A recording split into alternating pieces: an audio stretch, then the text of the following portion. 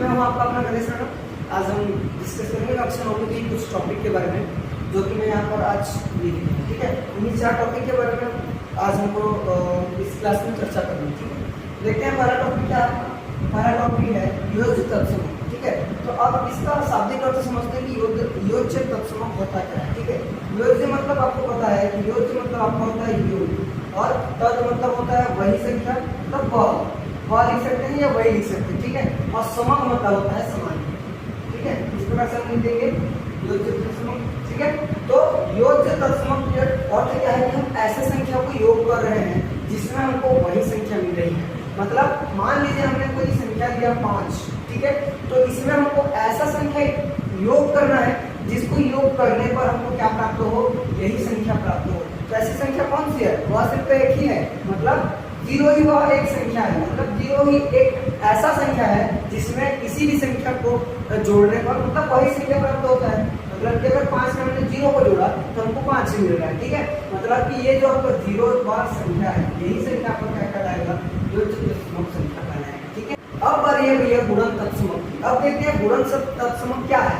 जिस प्रकार हमने योग में देखा उसी प्रकार हम अभी देखेंगे गुणन में। तो गुणन में भी वही होगा, गुणन में वही समान प्राप्त हो। मतलब आप ऐसी संख्या का गुणन करेंगे, मतलब हमने ले लिया मान लो 3, तो 3 के साथ ऐसी कौन सी संख्या का गुणा करेंगे तो आपको 3 ही प्राप्त होगा।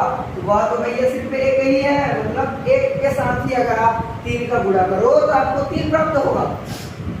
ऐसा किसी भी संख्या के साथ अगर आप 1 का गुणा करो तो वह वही संख्या देती है। ठीक है, इस प्रकार हमको क्या पता चल गया, एक ऐसा संख्या है, मतलब कैसा संख्या है, गुणन तत्समक है। मतलब उस संख्या में अगर हम 1 का गुणा करें तो हमको क्या प्राप्त होता है, वही संख्या प्राप्त होता है। अब आइए भैया योगात्मक प्रतिलोम। योगात्मक प्रतिलोम मतलब योग करेंगे लेकिन उसका इसका योग करेंगे हम उसका प्रतिलोम। प्रतिलोम का अर्थ होता है अपोजिट। मतलब हम क्या कर रहे हैं, जैसे मान लो 5 लिए हैं तो 5 का योगात्मक प्रतिलोम आपका हो जाएगा -5। मतलब 5 में हम जोड़ेंगे किसको, -5 को। योग करेंगे किसका, उसके प्रतिलोम का। मतलब 5 हमने प्रश्न लिया हुआ है तो 5 में हम क्या करेंगे, उसी का प्रतिलोम को योग करेंगे, जोड़ेंगे। तो 5 में हम किसको जोड़ रहे हैं, -5 को। तो इस प्रकार से हम क्या कर सकते हैं, 5 धन -5 बराबर हमको क्या मिल जाएगा, 0 मिल जाएगा। कैसे 0 मिलेगा, हमारा ये 5 हो गया और धन और ऋण का अगर गुणा होता है तो हमको मिलता है ऋण, और 5 के साथ 5, तो 5 में आपका 5 जाएगा तो मिल जाएगा आपका 0। मतलब कि योगात्मक प्रतिलोम क्या है कि जिस संख्या में उसका अगर प्रतिलोम को अगर हम जोड़ दें तो वह हमको क्या देता है, 0 प्राप्त होता है, मतलब 0 देता है। नेक्स्ट टॉपिक है आपका गुणात्मक प्रतिलोम। अब देखते हैं कि ये गुणात्मक प्रतिलोम क्या है। जैसा हमने योगात्मक प्रतिलोम में देखा कि जस्ट उसका ऑपोजिट वाला अगर उसके साथ जोड़ दें तो वह हमको 0 प्राप्त होता है। लेकिन गुणात्मक प्रतिलोम में क्या होता है, जैसे मान लीजिए हमने ले लिया 8, तो 8 के साथ में हमको गुणा, चूंकि ये बोल रहा है गुणात्मक, तो गुणात्मक मतलब क्या होना चाहिए, इसके साथ गुणा में होना चाहिए।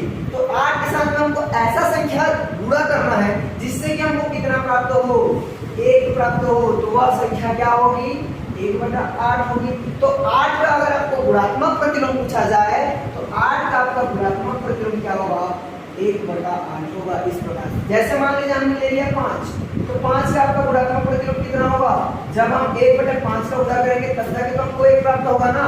तो इसीलिए 5 का गुणात्मक प्रतिलोम 1/5 हो जाएगा। ठीक है, अगर आपको प्रश्न में दे दिया है 1/7, तो 1/7 का आपको गुणात्मक प्रतिलोम लिखना है। क्योंकि गुणात्मक प्रतिलोम में क्या है, हमको 1 प्राप्त करना रहता है। तो इसमें हम किसका गुणा करेंगे, 7 का गुणा करेंगे।